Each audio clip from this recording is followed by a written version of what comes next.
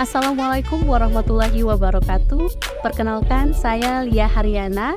Saya merupakan peserta pekerti gelombang 6 yang diselenggarakan oleh LPMPP Universitas Bengkulu. Saya merupakan dosen S1 Pendidikan Bahasa Inggris FKIP Universitas Bengkulu.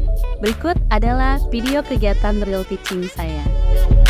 Oke, Assalamualaikum warahmatullahi wabarakatuh. Waalaikumsalam warahmatullahi wabarakatuh. Okay, good afternoon everyone. Good afternoon. Okay, before we start our class, there is pantun ya. Kalau dalam bahasa Indonesia ada sedikit pantun untuk teman-teman. Nanti teman-teman bilang cakep gitu ya. Oke, jalan-jalan ke kota tua. Jangan lupa membeli bakmi. Tetap semangat teman-teman semua. Semoga perkuliahan hari ini berjalan, semua perkuliahan berjalan lancar di hari ini.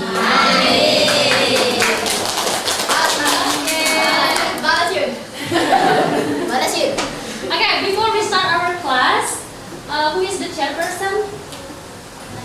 Okay, you can lead for the class to let's pray together, yeah.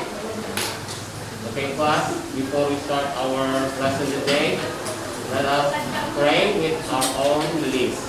Pray, started.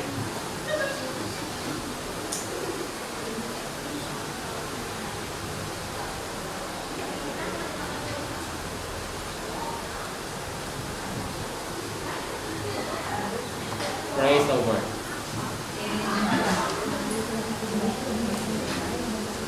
Okay, before we start, let me check the attendance list first, yeah. So, Syafila, Alsa, Syafila. Class B. This is class B. Yeah. Should be class B.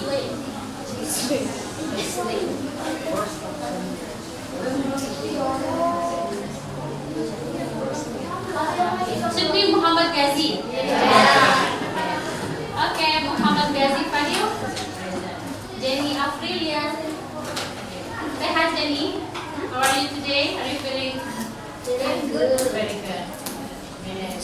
And then Hanu. Present, sir.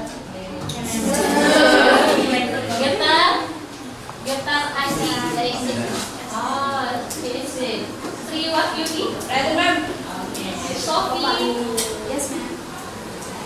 Sophie, how are you today? Fine. Oh, you are fine. Ya, suaranya agak ini ya, pelan gitu, apakah capek, mungkin gitu ya? Seperti itu. Belum makan, belum makan sih. Oke, udah lama sih.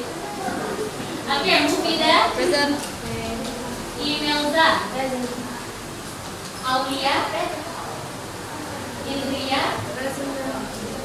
Afika. Salsya. Yes, ma'am.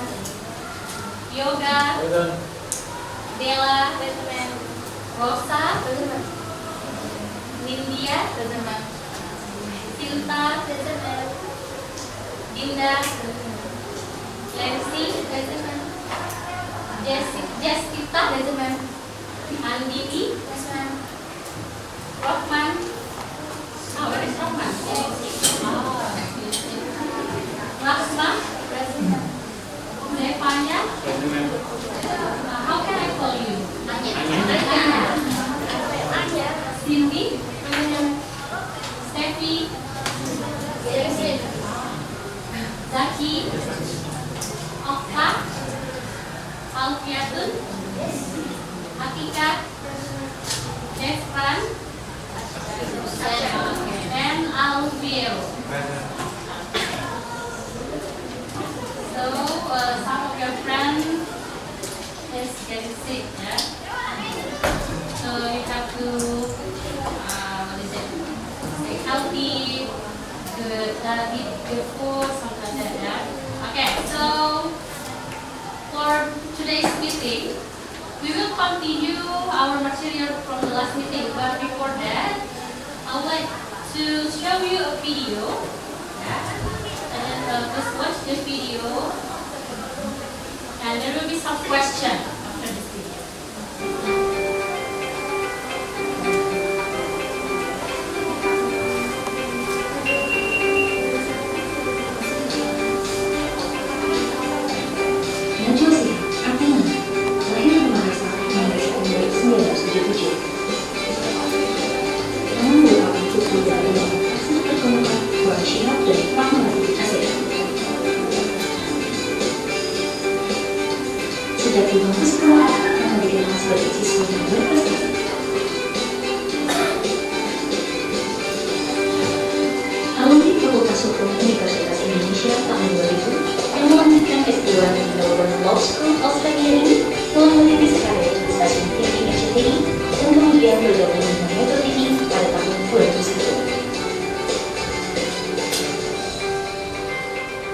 Metro hari ini, Suara Anda dan Mata Najwa adalah program acara televisi terpopuler yang telah membesarkan namanya.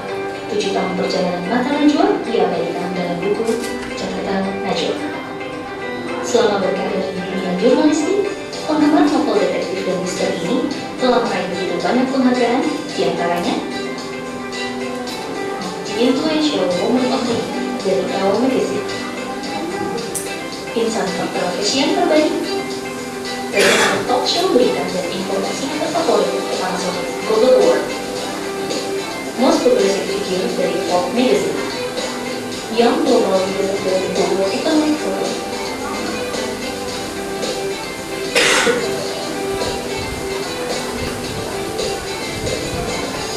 Nana dan Buku adalah dua yang tak terpisah. Tahun 2016, Nana terpilih sebagai Duta Baca Indonesia.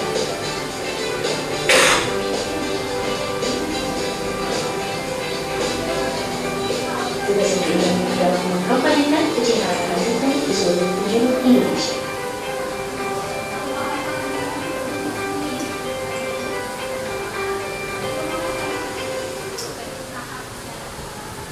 Oke.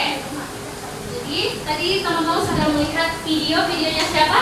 Najwa Shihab. Oke, ada yang kenal sama Mbak Nana? Sudah pernah ketemu?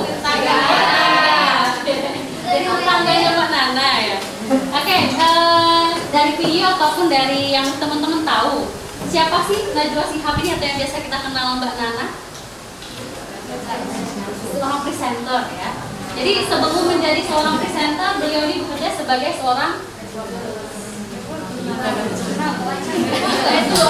wartawan ya. Kalau tugas wartawan kira-kira apa?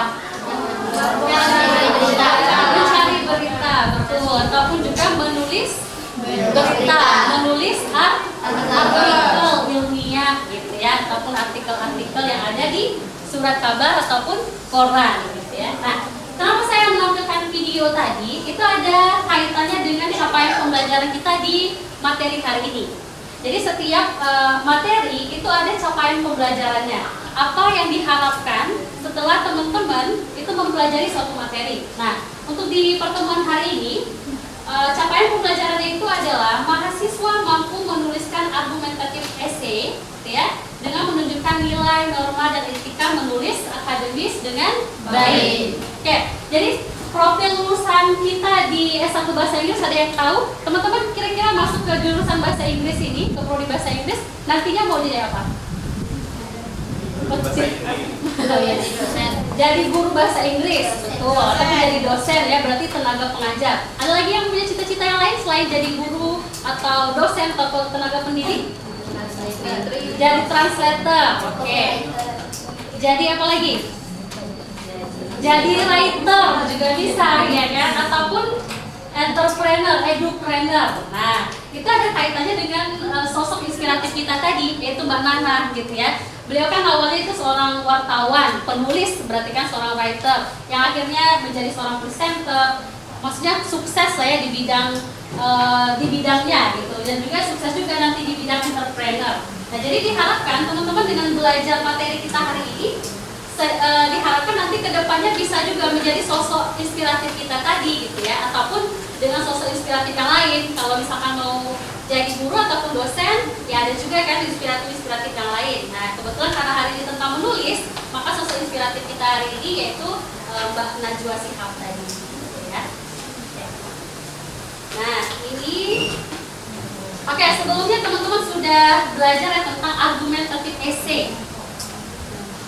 Kira-kira apa yang ada di pemikiran teman-teman kalau belajar argumentatif? Kira-kira isi dari sebuah esai itu terkait apa? Opini. Ya, dari kata argumentatif, ada kata argumen. Berarti ada argumen, ada pendapat ataupun opini dari kita selaku penulis yang kita masukkan ke dalam tulisan tersebut, gitu ya. Oke.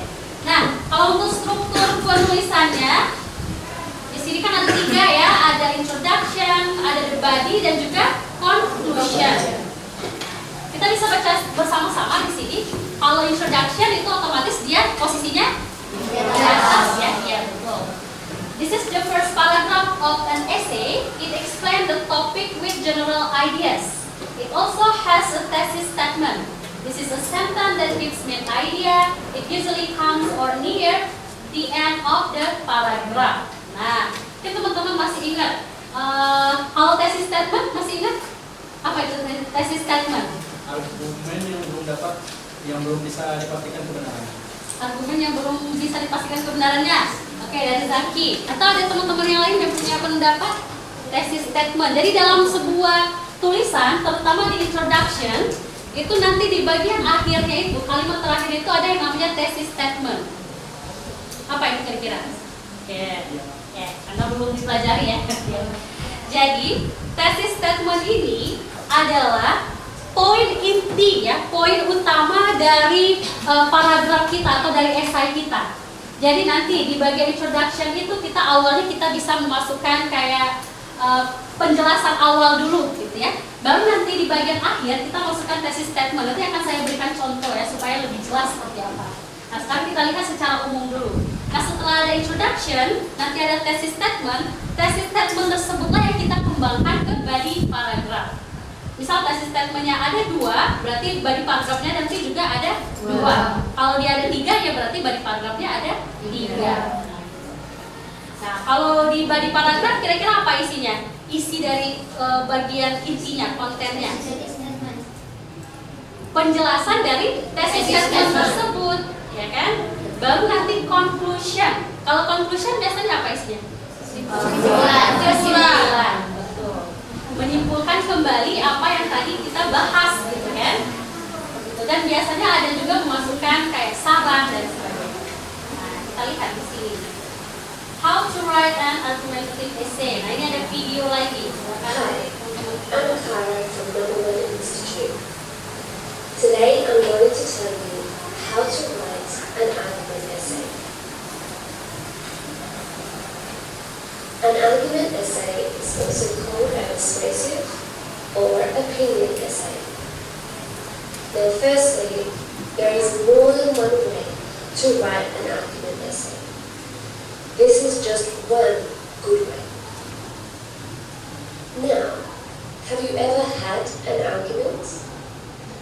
Writing an argument essay is the same as having an argument, but you don't need to listen to the other side.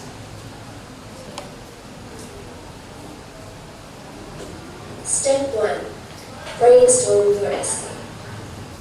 Before deciding on your final position, brainstorm both sides of the argument, for and against. Try to get at least 6 or 7 points on both sides. Then choose the 3 best points for each. Why? Sometimes your best ideas are not your first. Force yourself to get 6 or 7 arguments, and you may be surprised by what you find.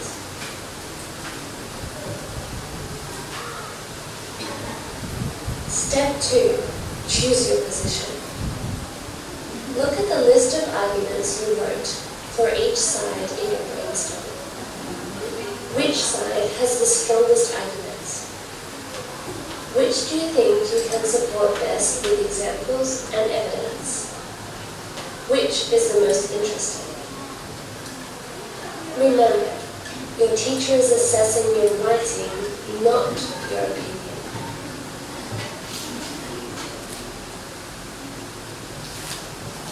Step 3. Plan your essay. This is the most important step, yet so many students skip it. If you put in the effort at this stage, the writing will be much easier. Plan a good introduction. If you start the essay well, the rest will follow.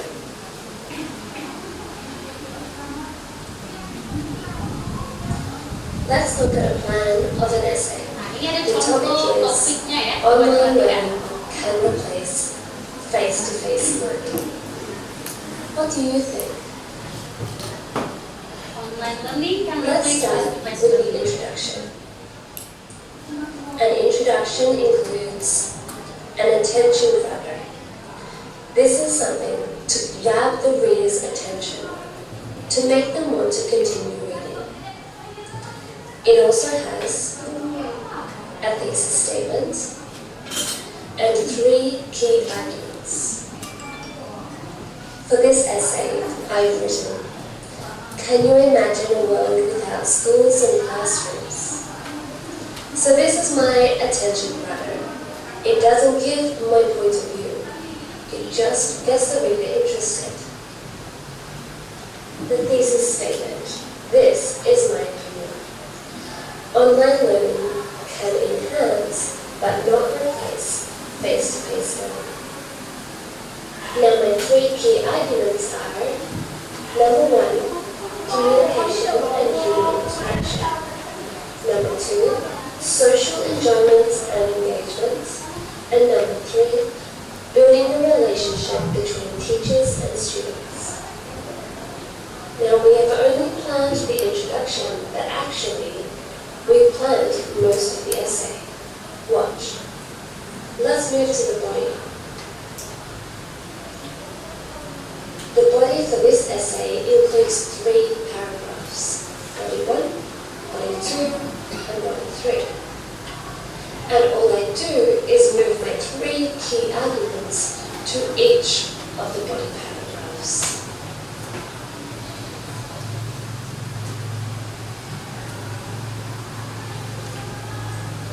Now, I just add evidence and examples. So, for Body 1, communication and human interaction, we learn through interacting. For example, history.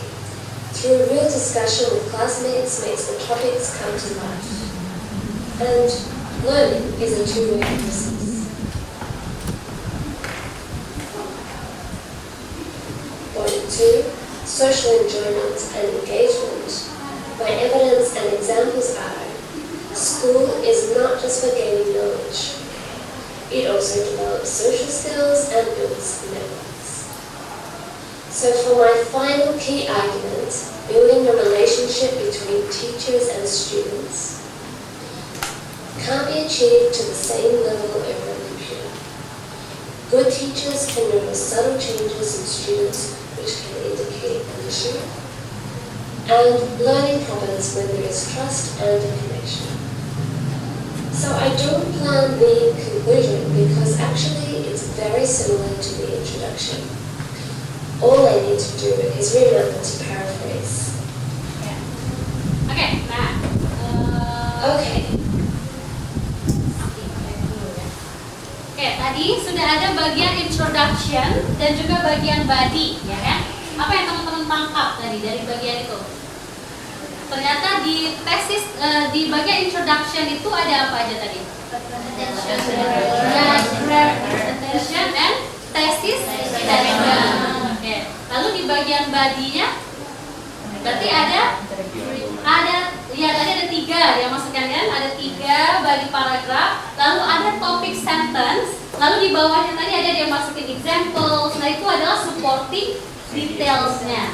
Jadi kita lihat juga apa saja sih jenis-jenis dari supporting details, ya. Ya, let's see. Nah, jadi intinya di dalam argumentatif essay itu teman-teman bisa lihat di sana bahwa di paling atas itu adalah introduction, gitu ya. Berarti background dan gets the reader attention, baru ada thesis statement. Lalu di paragraf kedua itu body argument 1, ya.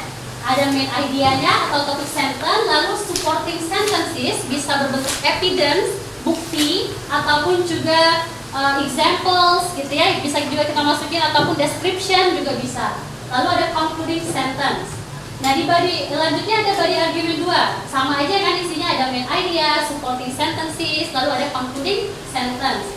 Lalu ada body argument 3 dan juga conclusion. Nah, mungkin teman-teman bertanya, kenapa ada concluding sentence, ma'am, gitu ya, di masing-masing paragraf? Ada yang bisa jawab? Apakah conclusion itu harus di paragraf akhir gitu? Kenapa di masing-masing paragraf itu ada concluding? Harus ada concluding sentence karena setiap paragraf itu harus, kalau sudah selesai selesai main idea yang sudah dijelaskan beserta dengan supporting sentence-nya itu harus diakhiri dengan titik, dan itu sebagai concluding sentence-nya bahwa kalimat paragraf tersebut sudah selesai dengan topik tersebut ya. Betul ya, betul sekali ya dijelaskan oleh teman kita Yuni ya. Oh, jangan lupa for Yuni. Ya, betul. Jadi concluding sentence di sini bukan conclusion ataupun concluding paragraph ya. Jadi setiap masing-masing paragraf itu dia terdiri dari 3 gitu ya. Ada topic sentence, lalu ada supporting details, baru nanti ada concluding-nya juga gitu ya. Yang benar kata ini tadi menandakan bahwa ide atau main idea yang di paragraf 1 itu sudah selesai. Lalu kita bahas lagi ide di paragraf 2 gitu ya. Makanya harus ada concluding-nya. Nah, ini bagian introduction, the first part of an essay ya. And then thesis the reader's interest, tadi sudah dijelaskan nanti caranya seperti apa. Lalu gives the general topic of the essay and gives background information of the topic, baru states the main point ataupun thesis statement of the essay. Nah, kalau kita lihat dia seperti ini, mengerucut ya, mengerucut. Misal, saya pernah buat dulu tulisan terkait dengan penggunaan bahasa slang di kalangan mahasiswa. Bahasa slang itu maksudnya bahasa-bahasa gaul gitu ya. Jadi di awal di bagian introduction itu saya masukkan dulu asal mula bahasa gaul itu dari mana, gitu kan? Saya buat dulu asal mula dari mana. Nah, ternyata bahasa gaul itu terbentuknya dari bahasa prokem, itu bahasa-bahasa yang digunakan oleh apa namanya ya, ya banci apa istilahnya ya, nah itu. Jadi mereka menggunakan bahasa supaya dikenali dengan kalangan mereka, akhirnya mereka membentuk kosakata baru. Nah itu. Lalu setelah saya memperkenalkan origin of the slang language, saya masukkan, baru nanti bisa masukkan ininya apa namanya, gets the reader attention-nya dengan cara apa, baru thesis statement. Nah di thesis statement-nya itu saya membuat bahwa dengan maraknya penggunaan bahasa slang itu menyebabkan apa? Menyebabkan mahasiswa itu cenderung menggunakan bahasa gaul itu, baik itu dalam kondisi formal maupun non formal, ya. Jadi dibuat di paragraf 1 apa sih yang menyebabkan? Oh ternyata ada penyebabnya juga kenapa mahasiswa ataupun siswa cenderung menggunakan bahasa gaul itu, gitu ya. Karena lebih gampang diucapkan, karena lebih pendek biasanya kan. Jadi lebih enak gitu untuk mengucapkannya, terasa lebih kece juga, gitu kan, nanti ada alasan gitu. Baru nanti menyebabkan apa? Eksistensi bahasa Indonesia itu menurun, gitu kan? Akhirnya ya baik dalam situasi formal maupun non formal itu digabung semua bahasa itu. Akhirnya penggunaan bahasa Indonesia yang baik dan benar itu tidak lagi berlaku, gitu kan? Baru nanti dibuat lagi di bagian concluding-nya, apa cara kita supaya bahasa eksistensi bahasa Indonesia itu tetap eksis gitu kan, tetap eksis ya. Caranya mungkin di sekolah ataupun di kampus, dosen ataupun guru itu mewajibkan gitu ya, kalau misalkan ada yang presentasi dan menggunakan bahasa daerah ya jangan dilarang gitu kan. Lalu tugas-tugasnya benar-benar harus memperhatikan penggunaan EYD ataupun penggunaan bahasa Indonesia yang baik dan benar. Seperti itu nanti kita mengembangkannya ya. Nah ini tadi penjelasan terkait body paragraf ya. Jadi tadi sudah saya jelaskan bahwa body paragraf itu terdiri dari topik sentence, lalu ada supporting details, baru nanti ada concluding. Nah, topik sentence. Nah, topik sentence itu kan ide pokok ya. Biasanya kita temukan di mana? Di awal ya, di awal paragraf ya, kalimat pertama biasanya kan. Nah, untuk supporting sentences-nya itu bisa berbentuk description. Misalnya ini, topik sentence-nya I will never forget my childhood home. Ya kan, saya tidak akan pernah melupakan rumah masa kecil saya. Nanti di description-nya dia menjelaskan rumah masa kecil yang tidak pernah dia lupakan itu seperti apa. Jadi dia mendeskripsikan, yaitu untuk supporting details-nya. Ya. Atau kita juga bisa memberikan alasan, give reason. Ini contoh topik sentence-nya. Note taking is one of the most important study skills to learn. Jadi mencatat itu salah satu skill pembelajaran yang harus dipelajari gitu kan. Lalu kenapa? Alasannya kenapa? Dikasihlah alasan. Reviewing good notes before a test will help students become more familiar with the information. Jadi dengan kita mencatat, nanti ketika ada ujian gitu ya, kita akan lebih gampang untuk mengingat gitu kan. Seperti itu. Lalu contoh yang ketiga bisa juga memberikan fakta seperti detailsnya itu. appears gitu ya. Jogging itu tidak segampang yang terlihat. Lalu faktanya apa? Bahwa 97%, 97% of people cannot jog 3 miles without stopping. Nah, nggak bisa jogging itu 3 mil, berapa kilo ya itu ya? Tanpa berhenti gitu kan. Ternyata kelihatannya jogging itu gampang kan? Tapi kalau dilakukan ya susah juga. Ternyata memang sudah ada alasannya juga, ada faktanya. Baru yang terakhir kita bisa memberikan contoh, give examples. Misal, North Carolina has many natural resources. Lalu natural resourcesnya itu apa? Kita kasih contoh. Contohnya, one type of emerald can be found in North Carolina. Kira-kira any questions so far about the body paragraph? Bisa dipahami ya? Nah, baru yang conclusion. Nah, kalau concluding sentence ya. Jadi kalau concluding sentence tadi itu di masing-masing paragraf harus ada concluding sentence-nya, ya kan? Kira-kira berdasarkan pemahaman yang teman-teman tahu gitu ya. Concluding sentence itu biasanya dicirikan dengan apa biasanya? Ada kata apa yang menyatakan kesimpulan? So, ya, atau therefore, misalnya gitu ya. Hence, nah itu menunjukkan ciri-ciri dari concluding sentence. Kalau bahasa Indonesia ini kan sebagai kesimpulan, gitu kan? Nah, biasanya concluding otomatis dia apa? Menyimpulkan kan semua isi dari paragraf tersebut. Biasanya isinya ada 2 ini. Apa aja?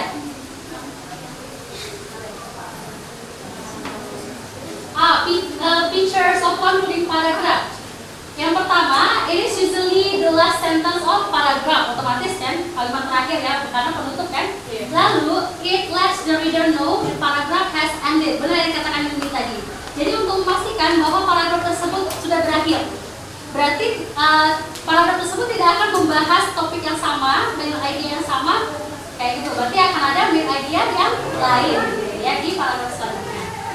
Nah, isinya biasanya tadi apa aja? Concluding itu biasanya apa? Ya, itu ciri-cirinya. Kalau isinya apa itu? Restate apa berarti? Menyatakan dia mengulang kembali isi yang sebelumnya tadi, isi paragrafnya. Ya, restate yang menyatakan ulang. Lalu bisa juga apa? Bisa juga kita memberikan conclusion, kesimpulan. Atau kita sebagai penulis bisa memberikan opini, suggestion, itu juga boleh. Jadi tidak mesti harus isinya itu menyatakan ulang isinya, nggak harus itu. Bisa juga kita memberikan suggestion ya, atau opini kita terhadap suatu topik ya. Nah, ini ada transition for concluding sentence. Ini yang saya bilang tadi. Nah, ini list dari transitional words-nya. Ya, biasanya kata because of this, as a result, ya, sufficiently, in conclusion, clearly, ya, indeed, overall, therefore, thus, hence, for this reason, surely, dan kita ada for this reason kalau alasannya banyak, in sum. Oke, kira-kira Zaki kalau conclusionnya ini, in conclusion, coba bisa dibaca nggak? Successful business. Baca ya. Kira-kira kalau conclusionnya itu topiknya apa kira-kira, atau ide pokok kalimat awalnya apa itu?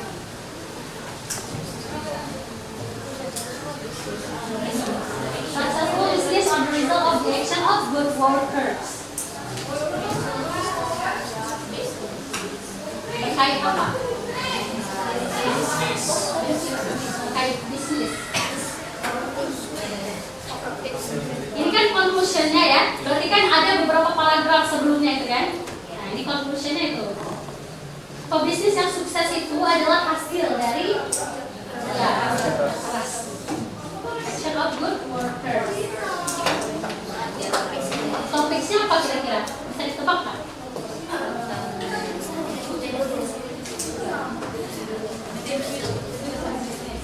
Apa? Siapa bilang kamu jawab apa? Ya, apa tadi? Ada yang lain? Tim sukses berbisnis. Oke, bisa jadi, ya kan? Karena itu dia menyatakan bahwa the result of the excellent good workers, berarti salah satu tips untuk menjadi pebisnis yang sukses. Tuh. Kalau yang kedua, clearly buying a used car has more advantages than buying a brand new car. Kira-kira apa itu topiknya?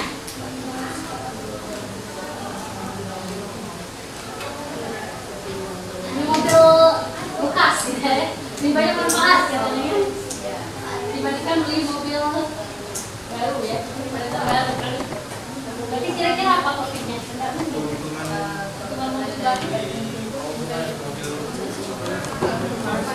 Iya betul, advantages of buying a used car. Jadi dia menjelaskan apa aja manfaat dari membeli mobil-mobil bekas, kan? Baru nanti dia menyimpulkan bahwa membeli mobil bekas itu ternyata punya lebih banyak manfaat ataupun kelebihan, gitu kan? Dibanding beli mobil baru. Kita nggak tahu mobil bekasnya mobil bekas yang mahal kayaknya, bukan mobil bekas yang Nah ini linkers. Nah ini untuk menyatakan ini aja ilmu baru, cause and effect. Kalau menyatakan sebab akibat biasanya ada kata yang mana yang sebab mana akibat ini? Coba Alfi, yang mana linkers yang menyatakan cause? Ya kan ada cause, ada effect kan? Yang mana yang linkers yang menyatakan cause? Ya, because and then because of and then since, satu lagi for this reason itu effect ya, berarti cuma itu. Nah yang selanjutnya berarti berkaitan dengan ya efeknya, akibatnya as a result gitu ya, lalu hence, so ya, so that, subsequently, consequently, itu kan untuk menyatakan efeknya. Nah kalau kontras kita bisa menggunakan itu linkers yang ada di sana. Ada although, but, however, state, ya, so, in contrast, on the contrary, comparison, meanwhile. Lalu comparison, menyatakan persamaan, berarti bisa similarly, another, and in addition to, like,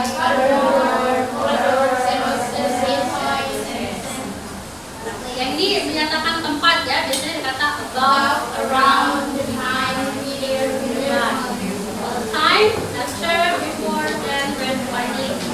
Lalu ada example, biasanya for example, for instance, ya, such as. Okay, good. Kira-kira ini bisa dipahami? Can you get a point, everyone? Okay, now let's see the example. Okay. Nah, ini salah satu contoh dari argumentative essay ya. Ini soal IELTS writing task 2. Tapi bagian yang advantages and disadvantages ya, gitu ya. Dia memberikan advantages and disadvantages. Teman-teman bisa baca. Itu sudah saya tandain, ada tesis statementnya di sana, ya kan? Jadi yang awal tadi dia membuka dengan pembuka the pro. Oke, ininya dulu ya. Topiknya apa ini? Some people prefer to live in a house, while others feels that there are more advantages to living in an apartment. Saya minta teman bisa kebaca nggak? Kebaca? Kurang besar.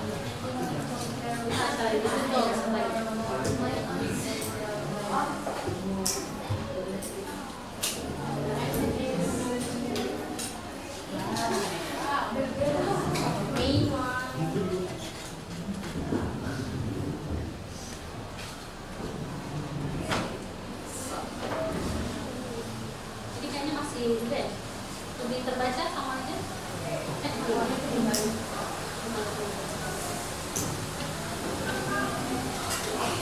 Oke, coba teman-teman baca dulu, lalu nanti kita identifikasi ya, which one is the introduction, is the statement, and then body, paragraph, and conclusion. Oke, kita bisa baca.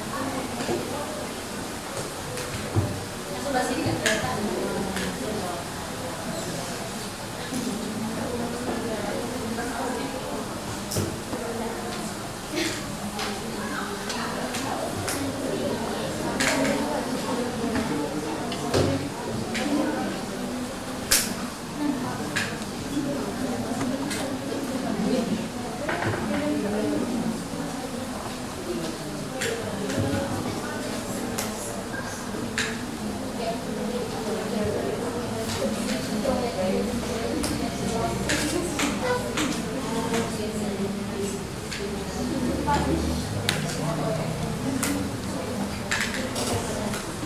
kasih waktu sekitar 5 menit ya untuk membaca lalu diidentifikasi.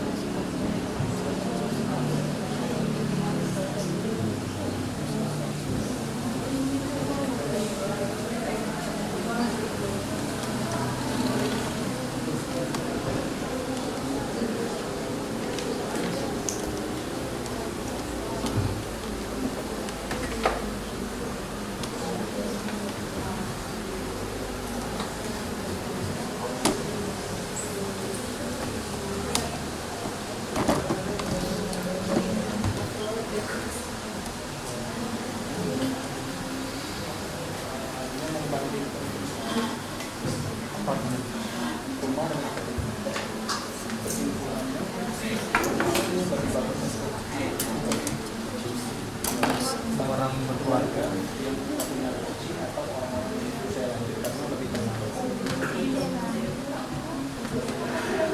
Iya,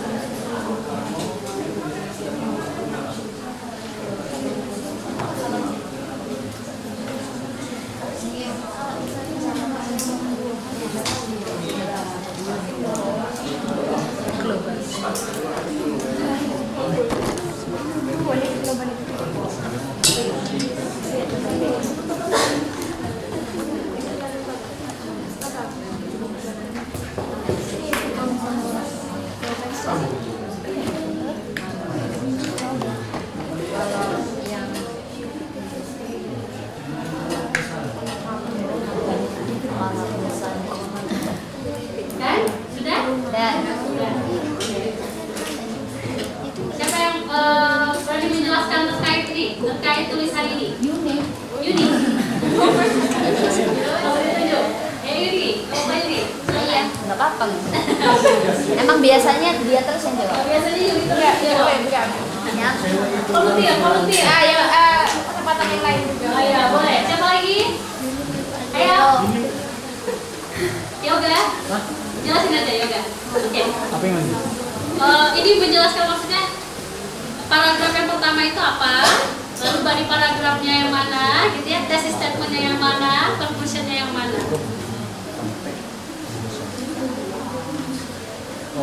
Bahasa Inggris. Ya, it's okay. Jadi menurut saya paragraf pertama itu adalah lebih ke introduction. Kenapa introduction? Karena di sana si penulis itu hanya ngasih gagasan apa yang dia pikirin, dan dia itu kayak masih awalan dia mau ngebandingin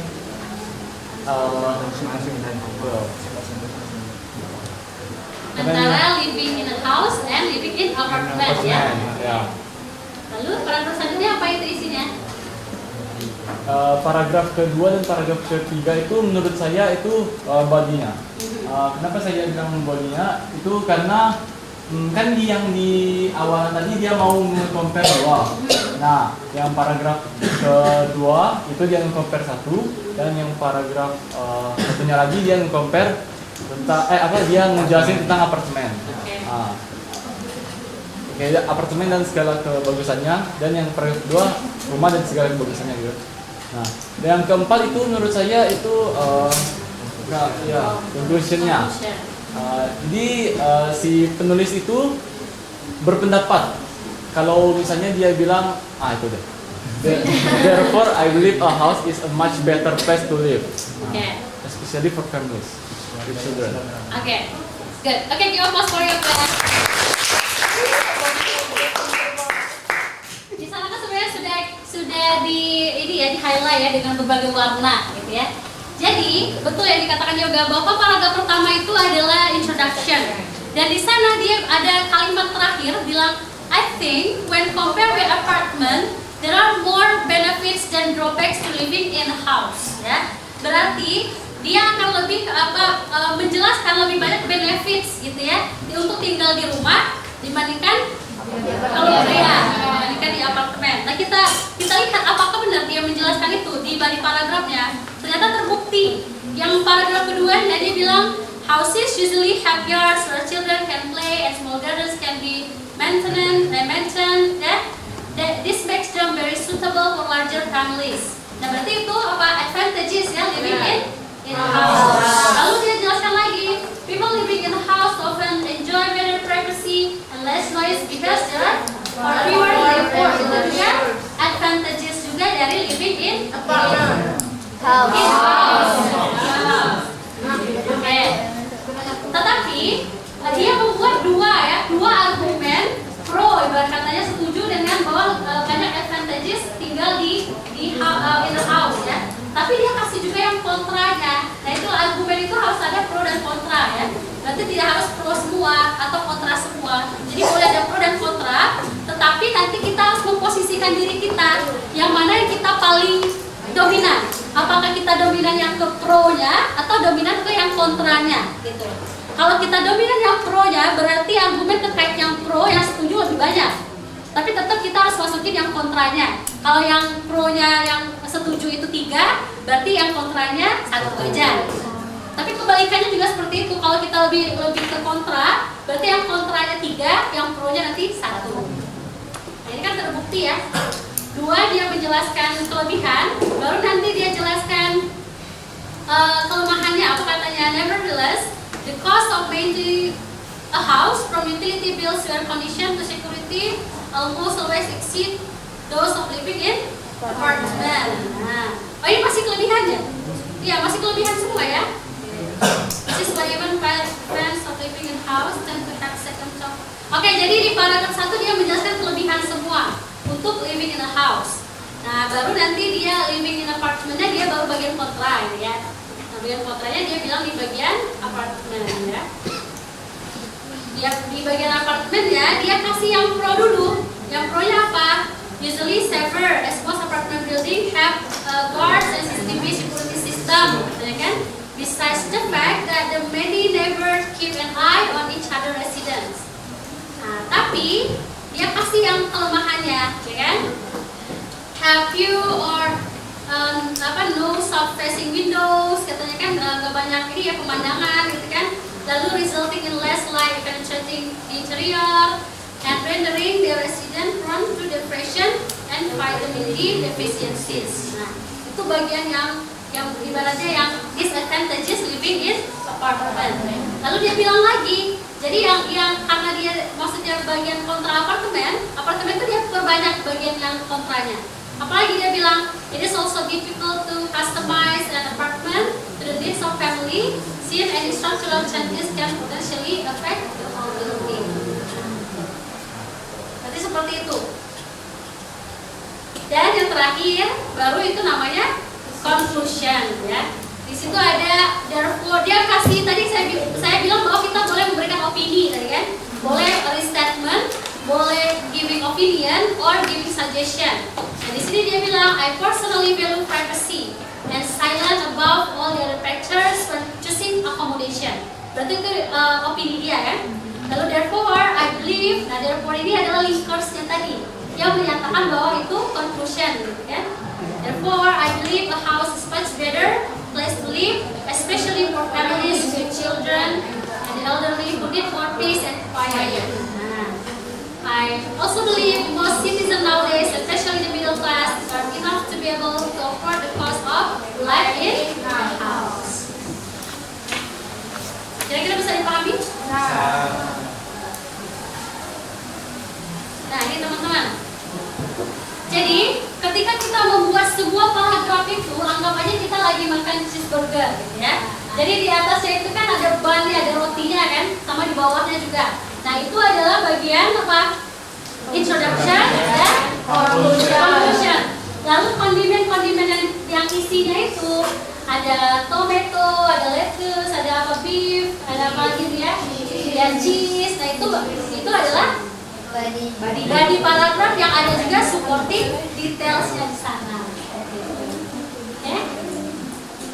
Jadi seperti itu dalam membuat paragraf itu, anggap aja itu harus ada kondimennya gitu ya, ada pembuka, ada isinya, lalu ada penutupnya. Saya pahami? Good. Oke. Now I send saya akan mengirimkan sebuah resources di grup. Ya, saya buka dari laptop sini. Oke, sebentar akan saya kirimkan. Tunggu sebentar.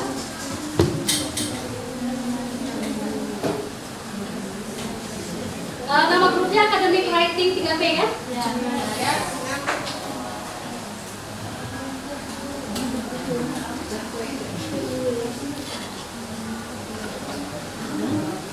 Karena nanti terlalu banyak kalau saya yang menjelaskan semua. Sekarang saya minta teman-teman untuk membaca referensi yang sudah saya kirimkan di grup ya. Silakan teman-teman baca terkait stages of writing. Stages of academic writing saya kasih waktu sekitar 10 menit. Kalau 5 menit aja ya, terlalu lama. 10 menit.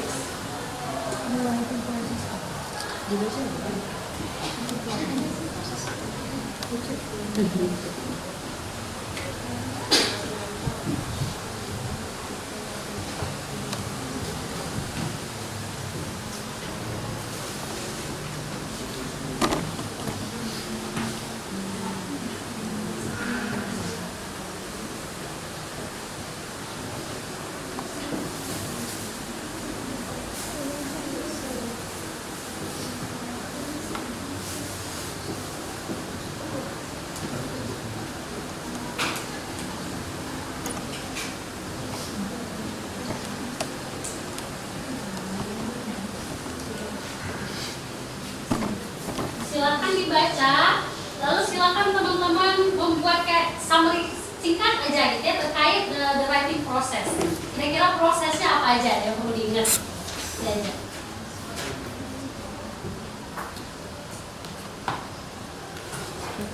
Itu bisa diklik ya, misalnya bagian pre-writing ada penjelasannya ya. Sebelahnya ada penjelasannya juga. Atau langsung kalau di handphone ya. Kalau di sini kan dia kayak sebelahnya.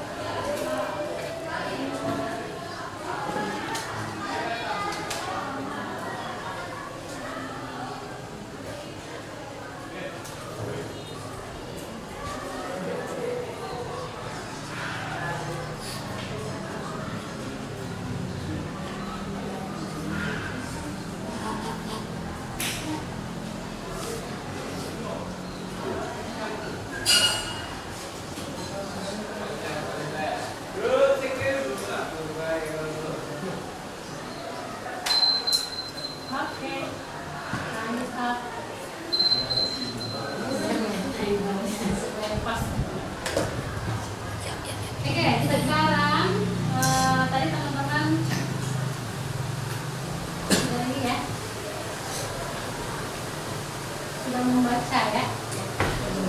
Sudah dibaca kan? Bagian 11. Oke, sekarang saya mau tahu pemahaman teman-teman aja sih. Nah ini, silakan teman-teman klik poll F atau saya kirim juga ya, pollf.com atau itu bisa scan atau langsung aja ya yang ini ya, kalau karena akan ini menggunakan aplikasi ini. Sekarang can you mention the step of writing process? Saya tunjuk atau siapa yang berkenan menjawab tadi sudah membaca apa aja? Can you mention the step of writing process? Ya, tadi ada beberapa steps kan? Ya, apa aja? Satu orang boleh? Oke. The first discovery or investigation. Oke. Number 2, rewriting. Number 3, drafting. Next, revising, editing, and formatting or inner text Presentation. Good. Oke. Okta. Oke, give applause for Okta. Jadi ada apa aja tadi teman-teman? Investigation, ada rewriting or brainstorming juga bisa. Lalu ada revising and editing. Lalu ada terakhir. Kira-kira berdasarkan pemahaman teman-teman aja nih, atau tadi yang dari yang dibaca kita apa yang ditangkap? Bisa dijelaskan nggak masing-masing itu? Masing-masing steps itu? Siapa yang bisa menjelaskan masing-masing stepsnya? Di bagian discovery atau investigation itu kira-kira apa yang harus kita lakukan? Pakai bahasa sendiri aja. Oke, Dela boleh. Silakan Dela. Oke, yang pertama itu ada renungan. Ya. Di situ kita mencatat atau mengingat apa yang akan nantinya kita tuliskan. Berarti apapun kalau bahasa lainnya mencari topik. Betul, kita mencari topik di sana ya, dengan mendiscover, dengan mencari ide. Mencari idenya dengan cara apa? Dengan membaca, ya, read a lot, ya itu ya kuncinya ya. Atau investigate juga bisa. Lalu rewriting, ada yang bisa menjelaskan? Lanjut ke dia lagi menjelaskan? Oke. Itu sebut rewriting itu adalah langkah di mana kita menulis bebas atau mencurahkan seluruh ide kita terlebih dahulu sebelum kita mencerahkan apa yang nantinya kayak segala tersusun rapi gitu. Oke, betul. Nah, teman-teman pernah nggak nulis ya? Sebelum menulis pernah dulu ada dengar kerangka tulisan? Iya. Nah, di bagian rewriting atau makanya saya kasih brainstorming atau outlining itu langkah kedua setelah kita dapat topiknya, gitu ya, kita tahu nih saya mau nulis terkait ini, kita sudah membaca, ya kan? Lalu kita harus membuat kerangkanya dulu, outline-nya dulu. Caranya tadi yang disebutkan oleh Dela tadi, bisa menulis apapun gitu ya dengan listing apapun, misal habits of successful language learners misalnya. Kita buat yang pertama read a lot misalnya, yang kedua listen to podcast misalnya, itu kan itu kita buat list dulu. Baru nanti kita kembangkan. Atau kita juga bisa membuat kayak gambar itu, kayak gambar cabang-cabang atau pohon ya, brainstorming kayak gitu ya. Itu salah satu langkahnya juga. Sehingga nanti ketika kita menulis, kita tahu oh idenya mau dijelaskan yang ini gitu ya, terstruktur nantinya. Baru yang selanjutnya adalah drafting, berarti mulai menulis. Yang keempat, revising dan editing. Kira-kira apa yang kita revisi dan edit? Tulisannya, kontennya bisa kita edit ya, ataupun juga terkait dengan grammar rules, punctuation dan sebagainya. Baru formatting ini maksudnya nanti kalau kita mau mengunggah ke jurnal, itu kan mereka punya format masing-masing, ya kan? Sebenarnya masih ada satu step lagi yang terakhir adalah publishing. Sebelum ya, setelah semuanya terbentuk baru kita publish. Oke? Bisa dipahami? Bisa. Oke, so now we still have time, right? Still have time. 20 minutes. Oke, grouping ya sekarang ya.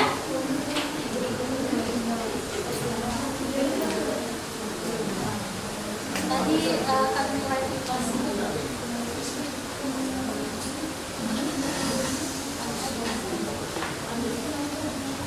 atau sudah ada grup yang sebelumnya sudah ada? Sudah pernah membentuk grup? Belum ada grup-grup ya? Oke. Sekarang kita bagi grup. Saya akan menggunakan aplikasi ataupun website namanya Rakitums ya. Jadi nama-namanya ada di sini. Saya kirim dulu nama-namanya.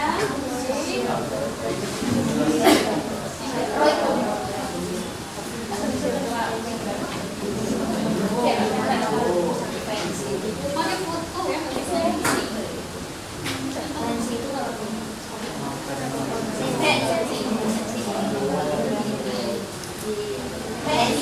Atau kalian sudah ada list nama-namanya, boleh dikirim ke grup.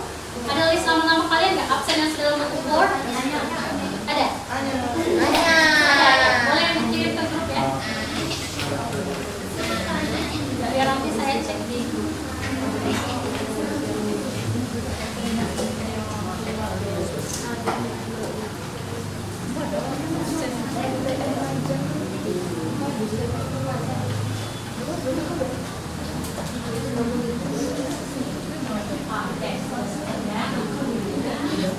Iya, pakai BBM.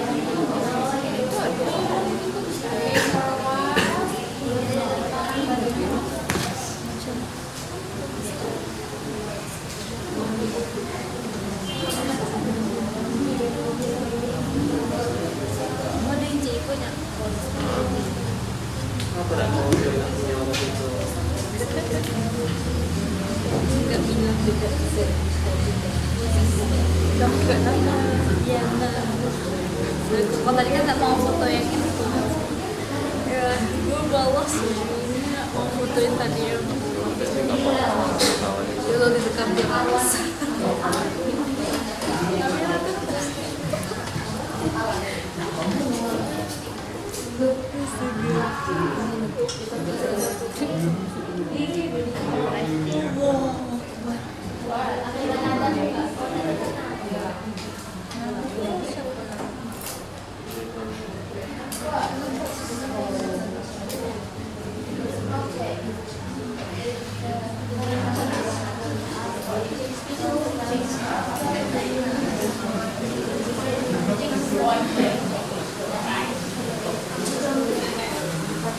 Oke, total kita ada 34 ya. Oh, 33. Ada yang nggak hadir ya, berarti ada yang nambah. Ada yang belum ada namanya. Siapa namanya? Zia.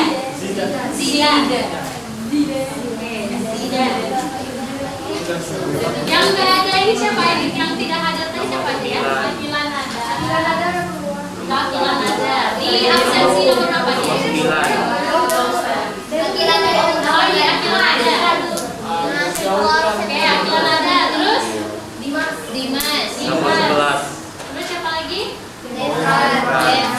Nomor 33. 33 wis. 33. Iya. Oke, lalu yoga, Zeta, Zeta sama Rohman, nomor berapa? Steffi, yoga, Steffi berapa hadir?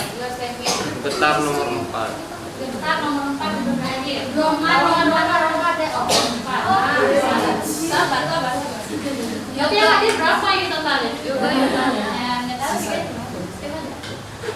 Sisanya berapa? Kita coba bagi, masih ada sekitar 38 kayaknya masih ya? Iya. Kita bagi jadi 4 kelompok, berarti satu kelompok 7 orang. Salah ya? Kenapa jadi 7 kelompok? Maksud saya 4 kelompok.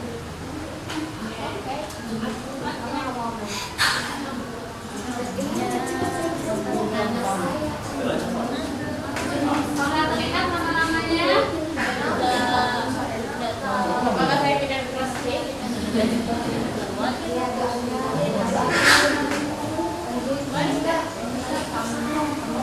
ke samping ya, tim 1 itu Aulia, Dela, ke samping terlalu kecil. Nih, grup 1 Aulia, Dela, Jessica, Salsya, Indria, Atika. Nah, lalu ada Afifa. Lalu ada Mufida, Andini, Sinta, Rahma. Ini nanti akan saya kirimkan ke grup kita ya supaya tahu siapa aja nama-namanya.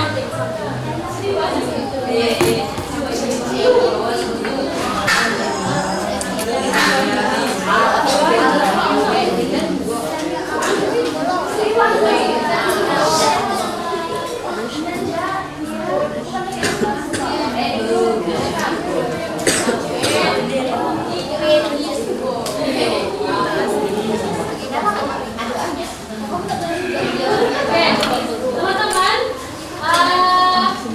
saya minta waktu 20 menit ya, sekitar 20 menit kita akan mengerjakan di grup ini. Silakan teman-teman bekerja, nanti saya kasih instruksi, perhatikan dulu nama-nama grupnya ya. Tadi grup 1 ada Aulia, Dela, ingat-ingat? Aulia, Dela, Jessica, Indria, Atika. Ini Muhammad siapa nih? Muhammad Zaki, Afifa ya, sama Ramadhani. Ramadhani 1 orang. Lalu ada Mufida, grup 2, Andini, Sinta, Yoga, Rahma, Rosa, 1 orang, beda kan? Lalu ada Sofi, Lydia di grup 3 ya, Okta, Muhammad Gazi, Altiero, dan Anu. Di grup terakhir Imelza, Lensi, Sri Wahyuni, Jenny, Zida, Zevanya. Bisa bergeser ke berdasarkan grupnya nggak? Grupnya berdasarkan masing-masing. Iya, grup 1 ya, grup 1 masih. 2 sini, 3 Oke, grup 1 di sana. Oke, yang grup 1 tadi berpindah ke pojok kiri saya ya. Ini grup 2, 3 di mana? 3 di 2.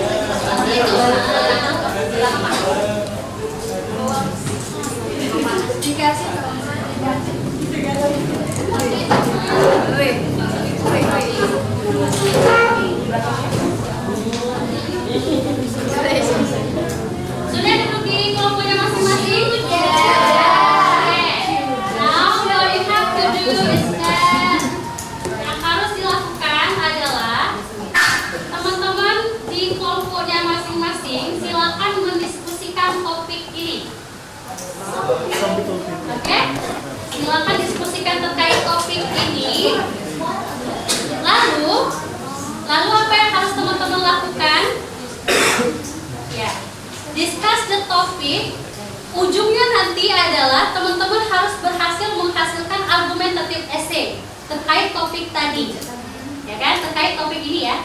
Tetapi saya juga pengen, karena di dalam project based learning itu ada yang namanya set schedule gitu ya, harus ada penjadwalan ataupun juga penentuan siapa ketua kelompoknya, lalu yang mencari mengembangkan tesis statementnya siapa, body paragrafnya siapa, ya seperti itu harus dikembangkan. Nanti bagian rewriting, revising, editing yang kayak gitu, angkanya tadi dibagi siapa orangnya. Oke? Jadi sebelum teman-teman membuat argumentative essay-nya, teman-teman diskusikan dulu terkait topik ini, lalu dibuat, ditulis aja bagian rewriting siapa, bagian ini siapa, bagian ini siapa, gitu ya. Oke, itu salah satu langkah dalam project based learning, schedule. Baru setelah itu selesai, silakan teman-teman mengembangkan draft yang sudah ada tadi, yang sudah dibuat untuk menjadi esai. Oke? Bisa dipahami? Bisa. Kira-kira dalam waktu berapa menit? Sanggup? 3 jam. 3 jam. Berapa? 10 menit selesai? Selesai dia sih. 15 menit. Ya, draft tinggal dikembangkan. Draft yang ada dikembangkan. Draft yang sudah ada. Sudah ada draftnya belum terkait ini? Beda.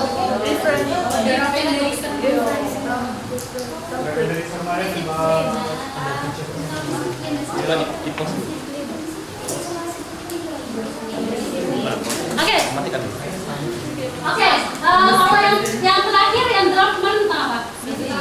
Disiplin. Oke, coba disebutkan. Disiplin apa ini?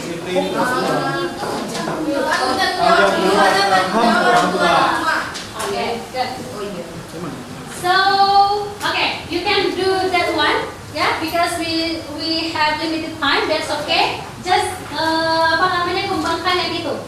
Tapi tadi saya mau lihat set schedule-nya, pembagian kinerjanya tadi, ketua kelompoknya siapa tetap dibuat. Lalu yang itu dikembangkan. Oke. Silakan. Kalau dalam waktu 10 menit, 15 menit cukup.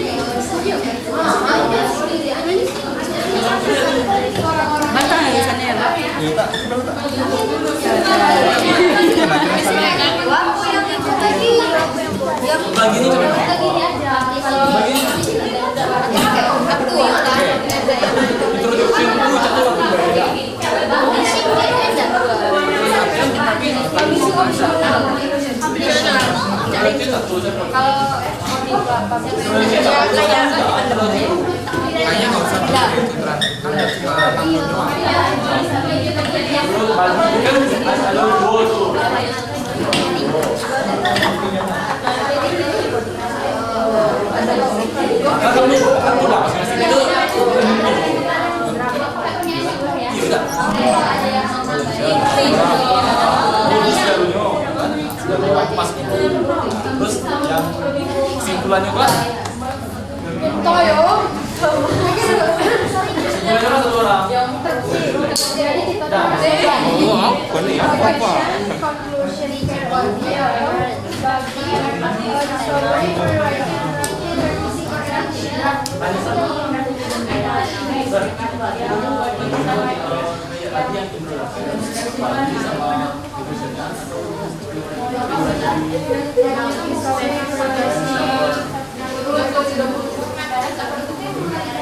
Kau bisa membagi dewek? Insya Allah. Aku bantu.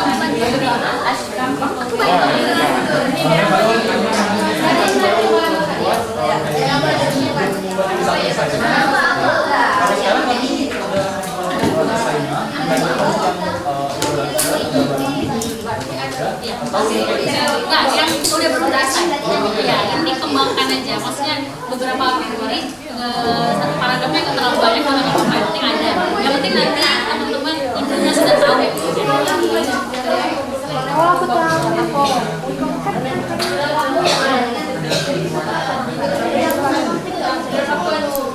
Apa? Oh.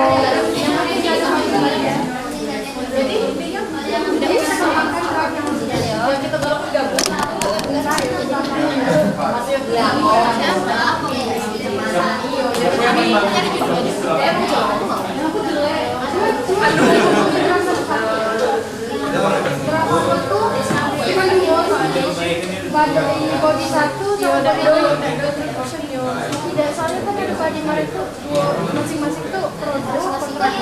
Itu masing-masing satu. Itu disiplin tuh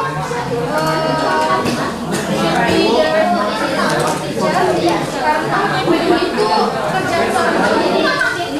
Pokoknya kita gak berseorang kayak orang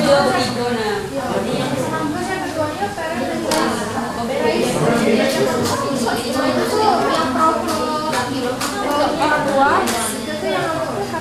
orang tua udah membesarkannya dari kecil. Kamu sih udah bisa musik. Gak bisa.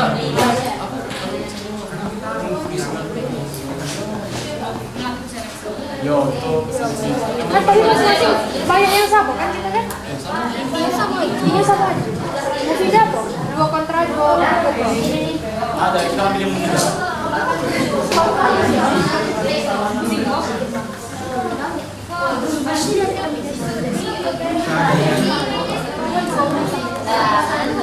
Hanya kalau feature. Nah itu jadi ininya apa? Siapa tidak mau siapa? Kirim ke masing-masing. Oh, satu. Tapi ini. Karpet.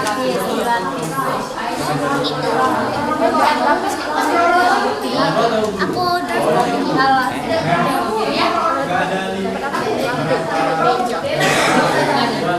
Buat yang singkat aja.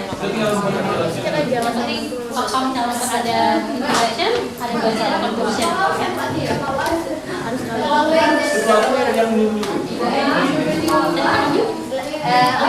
lagi jalan lagi. Ya. Jadi sama beda. Tapi yang formatnya kan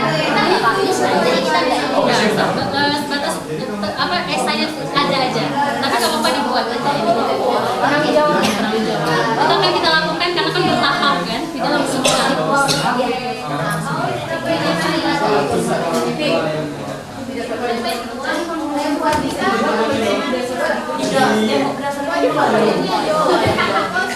nulis.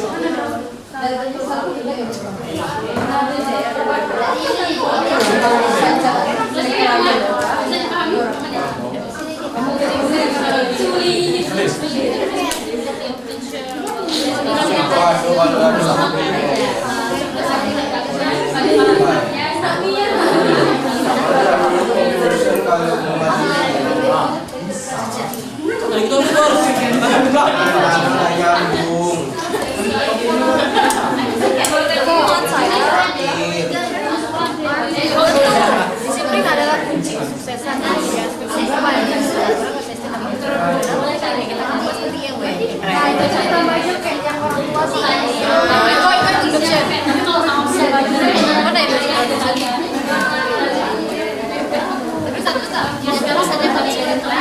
Kau tuh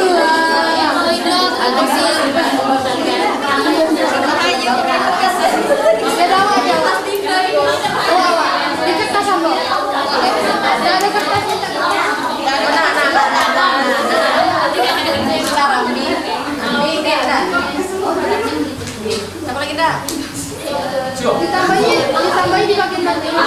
Kami kakak di sini ada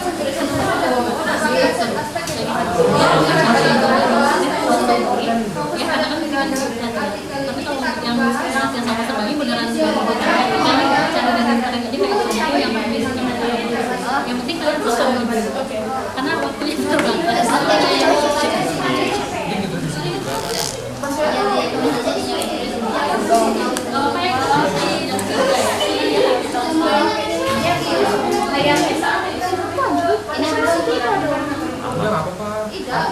Aku minta tes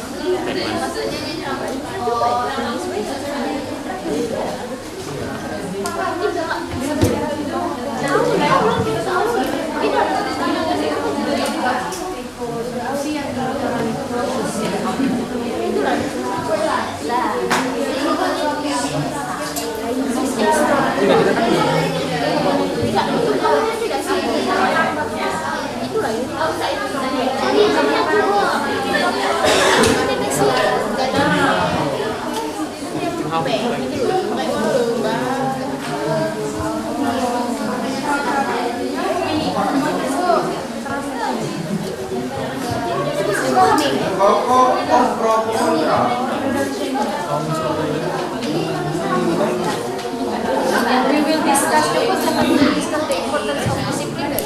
We will discuss how yang posisi yang penting dalam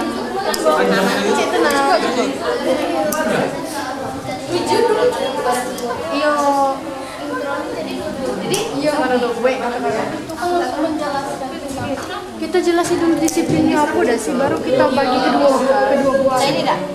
The responsibility of discipline. Nah, boleh ikut. Aku tahu.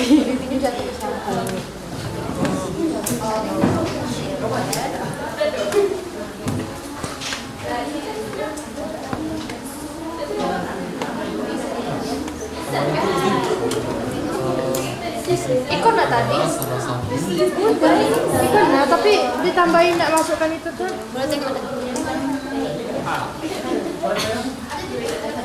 Masukkan untuk parents sama itu.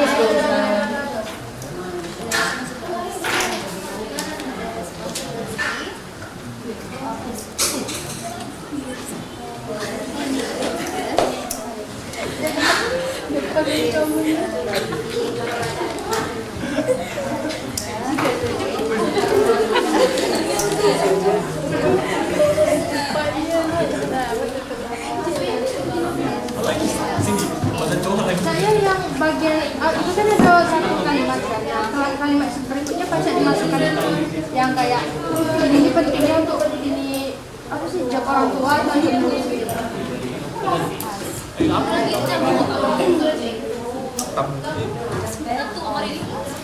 Berarti berdepan.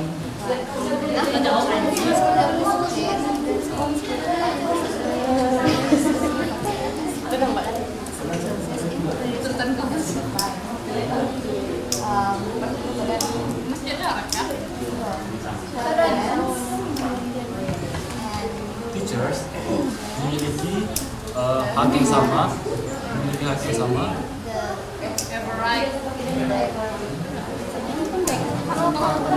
Memiliki hak yang sama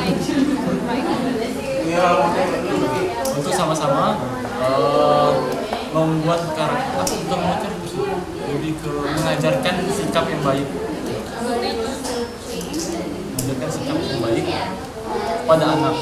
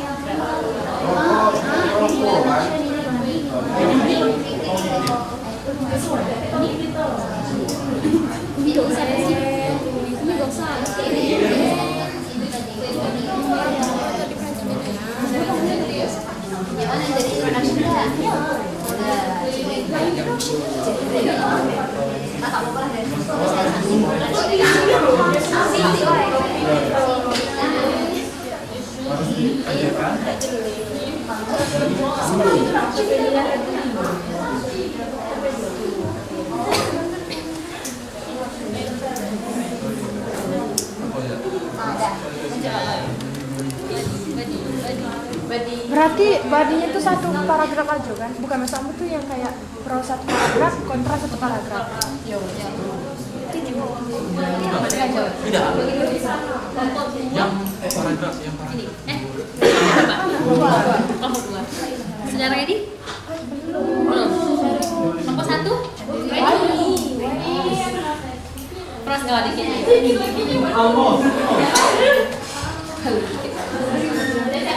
Wow, sangat-sangat tulisan dokter.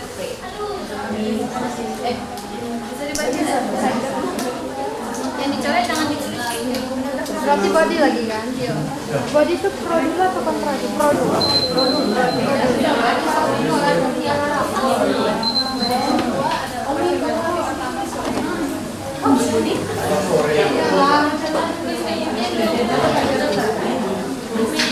Okay, I still give you time for 5 minutes.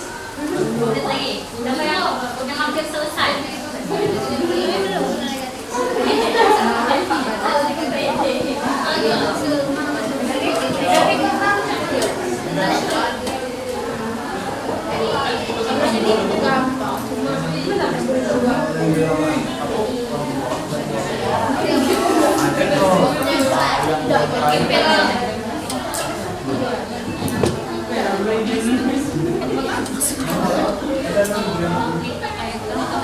Sebenarnya kalau gue presentasikan semua kan jadi begini aja presentasi kayak jelasin siapa kayak juga mau menjelaskan Kamu tiga.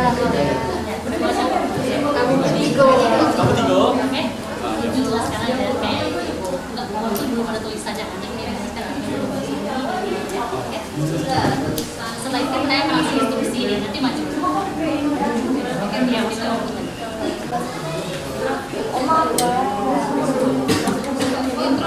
Jawab itu aja. Kamu yang baik. Kamu itu aja kan?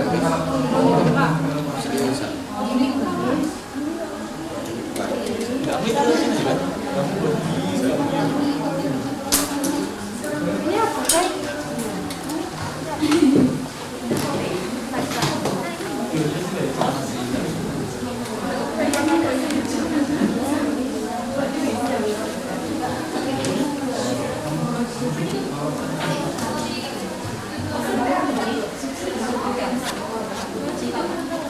Bagaimana biar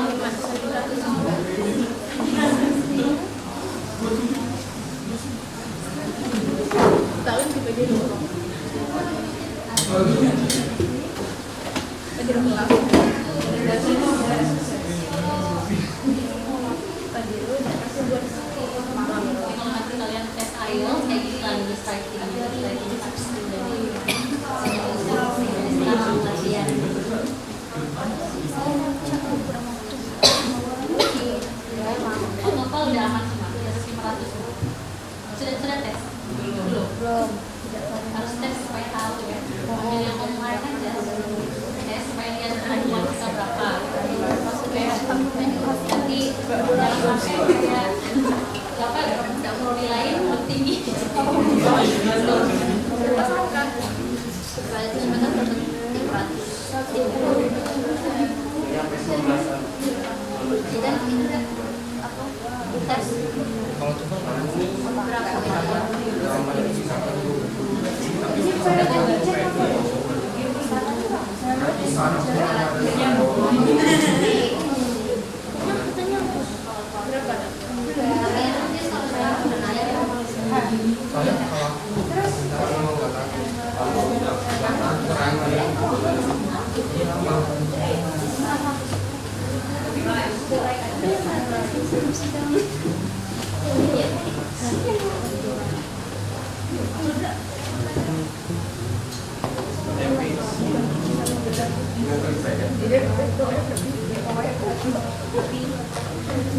Ya, selesai? Selesai? Sudah?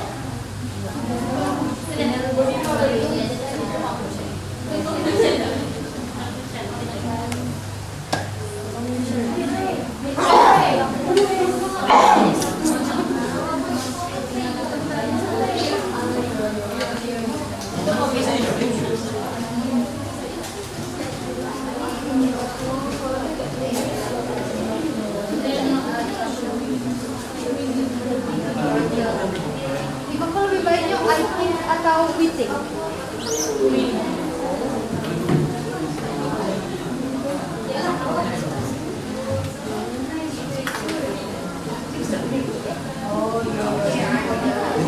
Seperti orang tua, jadi dia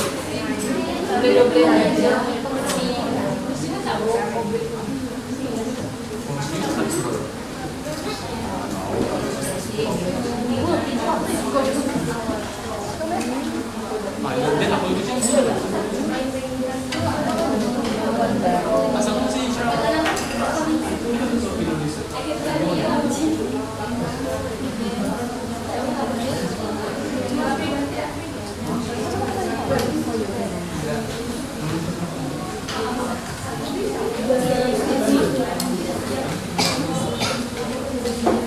Oke, waktunya kurang dari 1 menit lagi ya.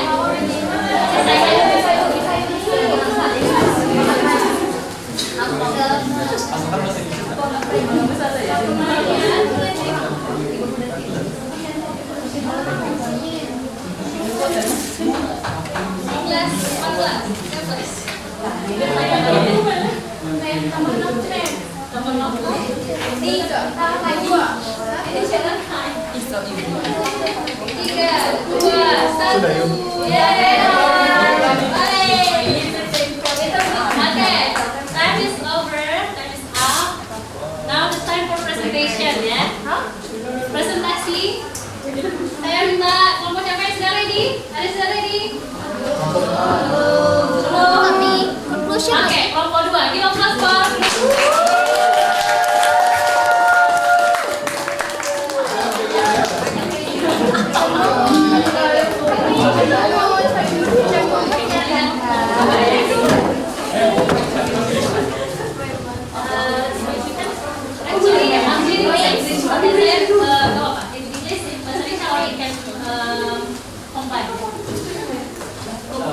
Assalamualaikum warahmatullahi wabarakatuh. Perkenalkan, kami dari kelompok 2 dan kami akan membahas tentang disiplin. Tentang disiplin itu sebenarnya harus diajarkan sama siapa sih? Yang pertama dulu, apakah sebaiknya orang tua ataukah guru? Oke, di sini kami for the first, the responsibility of discipline for children is a key, ya, is a key. Jadi disiplin itu adalah salah satu karakter yang baik untuk anak-anak nanti bisa jadi sukses atau bisa punya teman banyak. Kan? Is a key factor in achieving success in various aspects of life. Okay. Parents and teachers have the rights. Jadi guru sama orang tua itu dua-duanya memiliki kewajiban untuk mengajarkan anaknya yang baik-baik. Salah satunya adalah disiplin. Dan which the responsibility of discipline to discipline children should be the roles to parents. Kenapa begitu? Oke, akan dijelaskan sama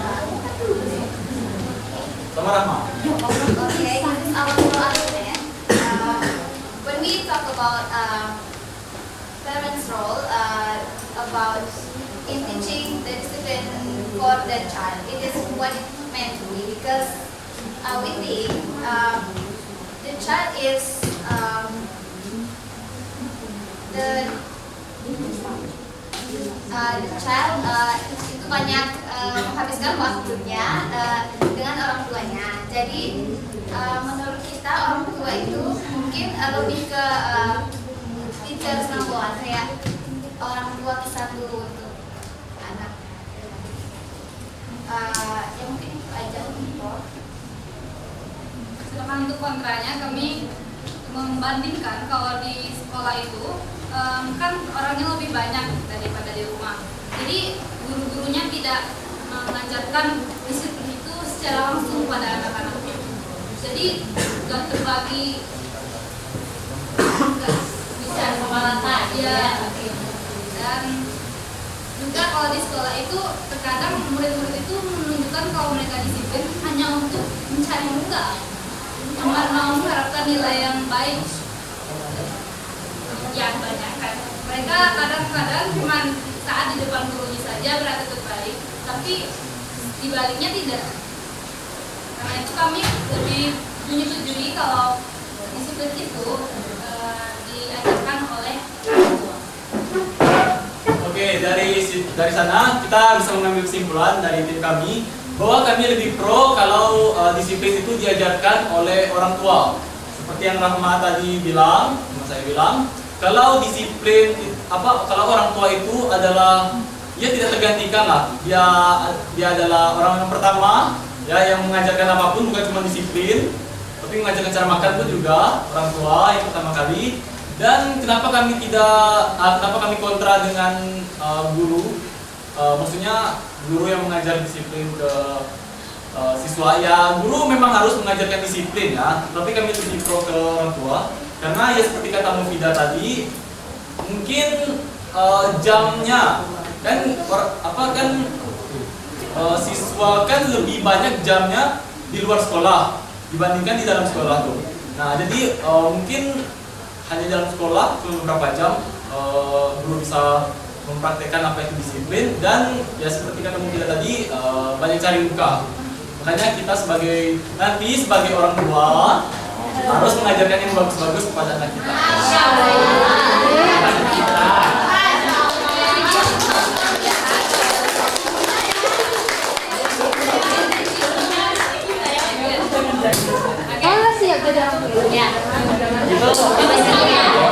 Yang disampaikan oleh dua tadi, saya yakin grup yang lain juga sudah mempunyai argumen-argumen yang bagus semua kan. Tadi sudah jelas ya bahwa di bagian introduction-nya ada, lalu tadi argumennya ada bagian pro-nya dan kontranya juga dimasukin. Tapi kalian lebih banyak masukin bagian yang pro-nya gitu kan. Nah, sudah betul.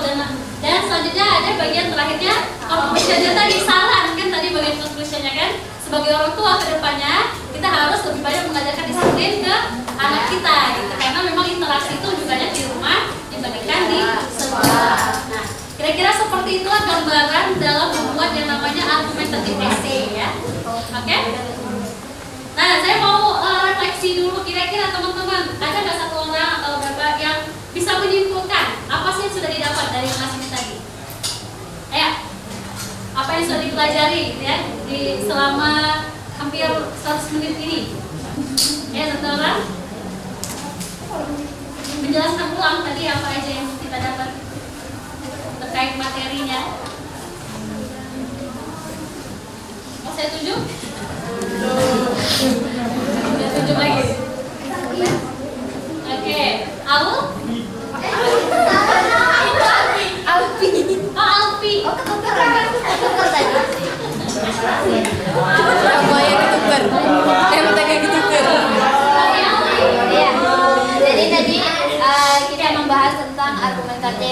statement. Yang pertama kita itu ada discovery atau investigation, ada pre-writing, ada drafting, ada revising, and editing, formatting, publishing. Yang intinya secara general kalau misalnya itu adalah cara-cara bagaimana kita membuat argumentatif statement yang baik dan benar. Dan tadi ada udah dijelasin juga gimana cara bikin introduction-nya, bikin body-nya, dan bikin conclusion-nya. Oke, so give applause for berarti selama 1 menit ini ada yang ingat gitu ya, nggak ngalir aja gitu kan, berarti ada yang didapat. Oke, I think that's it for today. Thank you so much for everyone. Do you still have any question? No question? Cukup jelas ya. Jadi projectnya tadi kan sudah dibuat tuh masih dalam tertulis kan. Itu nanti boleh diketik gitu ya. Boleh diketik lalu bisa lebih rapi dan dikumpulkan ke grup. Ya. Oke? Dikirimkan ke dalam. I think that's it for today. Saya tadi karena saya buka dengan pantun, saya tutup juga dengan pantun ya.